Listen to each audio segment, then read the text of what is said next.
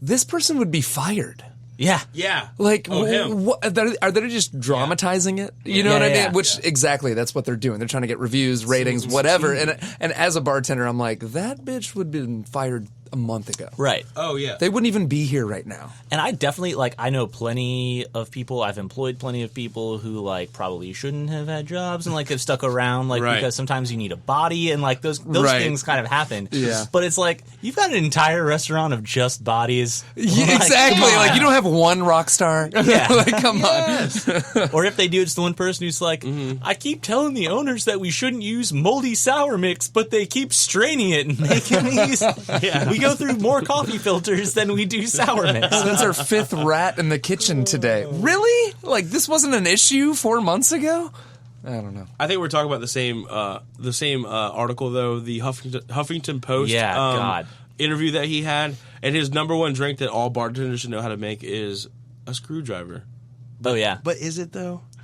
And he talked about the complexity of a screwdriver and how the vodka mixes with the orange juice or something. How about just giving a proper count? It was just the things that he said in that interview was just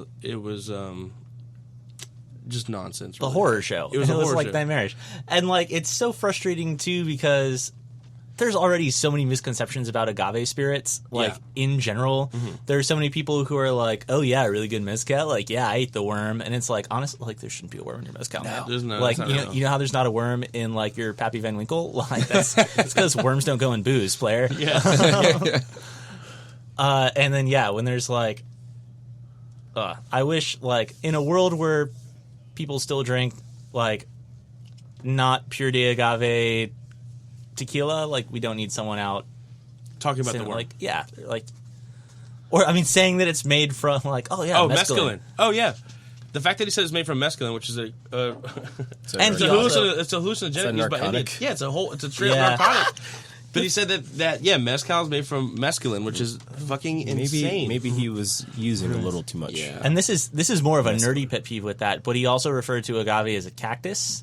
Agave is not a cactus. It used to be classified in the same family as orchids, but is now in the family Asparagaceae. Oh. So, like, the closest thing to an agave that you can buy in a grocery store is a bunch of asparagus. Oh, okay. Scientifically.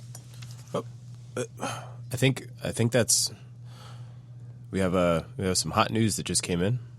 Oh yeah, so in the news. So hey guys, in the news today, actually today, which is actually July 1st, which is great. Breaking news. Brought to you by Evan. So the thing is that Virginia has been in this situation as far as bars and bartenders go, or restaurant owners go. We are not allowed to speak of or talk about our happy hours, and this has been going on for decades, for pretty much like 30-something years or 40 years, maybe just since the beginning of alcohol in the state. But Virginia has been very strange about it, and so we weren't allowed to talk about happy hours and let our guests know that we have like a great value for them for whatever reason. But today, due to a lawsuit that was brought up by a guy named Jeff Tracy. He is from Vienna, Virginia. He has a restaurant there called Jeff's. He went to the General Assembly, or he started a lawsuit against the state of Virginia, or the ABC Board of Virginia, back in March of 2018, and then unanimously, just a few months ago, or almost unanimous, it was 97-3 voted against the law that has been basically barring all bars, restaurant owners of actually allowing happy hour to be posted on their social media, their billboards, etc. Prior to that, per advertisement, per line, it was a $600 fine per line of any of those situations, and then multiple infractions led to losing your ABC license. But now, us Virginians, because of a free speech movement by Mr. Jeff Tracy, we are now allowed to let everybody know that there's great value in our restaurant and our happy hour. So everyone get ready to be bombarded. Yeah. With posts. If you didn't know, you're about to know. Facebook posts. The happy hours are about to be everywhere in Virginia. But can we bring up, I think there's one great loss that is going to come from this law. What's that? R.I.P. DJ $1.50. Like, I don't know if he will continue to spin. There was a notable oceanfront bar where, like, when DJ $1.50 was playing, there happened to, like, be coinciding specials and I think he might be retiring. I never knew about that guy. Oh man, That sounds intense. have you considered getting out more, like hanging out at Virginia Beach? It's pretty cool. I heard. I think we did it. I think we did the damn I think we did the thing. Awesome. Evan, you got anything? Nope. Thank you, everybody. Thank you for Christian, always being awesome. Stratus Media, and then, I'll let you guys do the rest. Yeah, and Josh, thank you so much for being here, man. I love it, and I just want to congratulate you and compliment you again.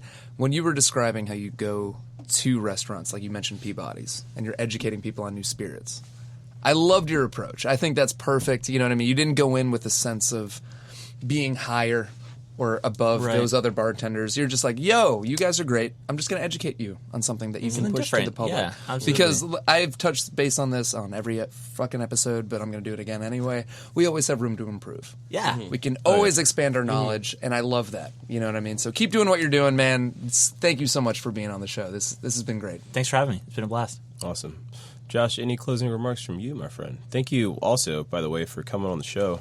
I know that originally we talked a while back about this idea, and then I got together with these great people, Christian included, and Stratus Media. Shout out to you guys for our sponsors. What? Yay. For always providing a beautiful space to do anything media-wise that we need to do. It's plush. Absolutely awesome. But thanks, man. Thanks for coming on board. Thanks for bringing this Fortaleza.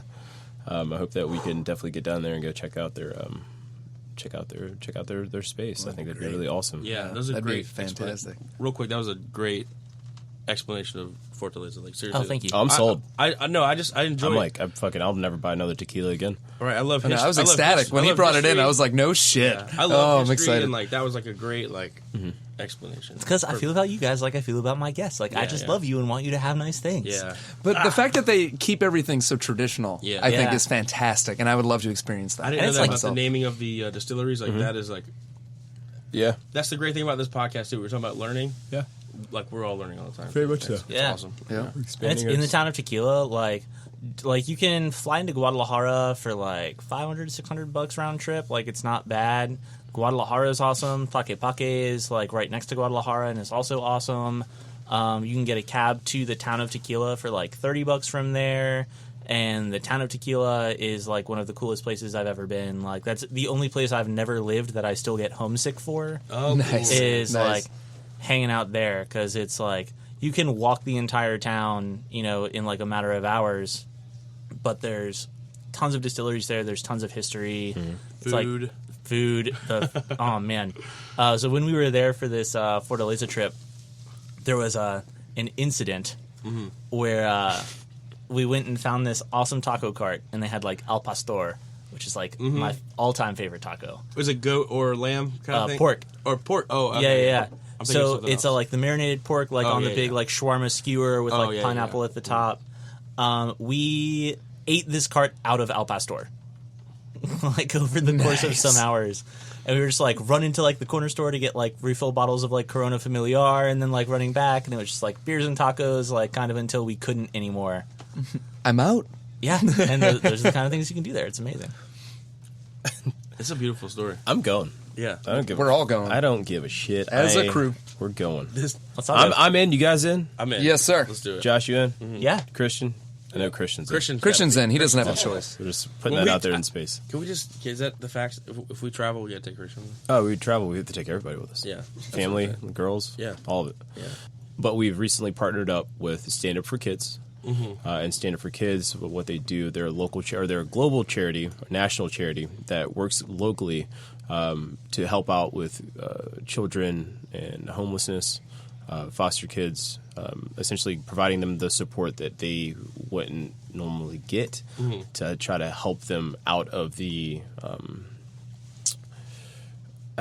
system, So I just had a meeting. We just had meetings with the director, Mark, last week, and I look forward to being able to throw a season-ending event that hopefully everyone that's listening to this right now can come, donate your time, or just come and be a part of the event with us, and donate the proceeds of said event to the charity, because I believe that God or the universe or whatever you believe in has given us the opportunity to have a platform, and because of you guys listening out there, commenting, liking, sharing, playing, you've set us Subscribing. You've set us up there. You've set us at the top of the bar. There are 500,000 podcasts, and we're up there. Yeah, so that's they give us this opportunity to do something great. So I'd like to do that. So thank you, listeners. Yeah. Also, guys, be on the lookout for a book too.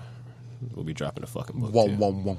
Bam, bam, bam. Guys, once again, thank you for checking in the Passing the Bar podcast, where we're a group of bartenders talking about the real life issues that we deal with and all the social issues that happen in between.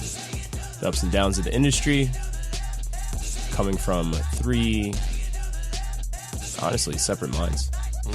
And that's all I got. I love it, man. Thank you, guys. Thank you. Hell yeah. Thanks. Peace.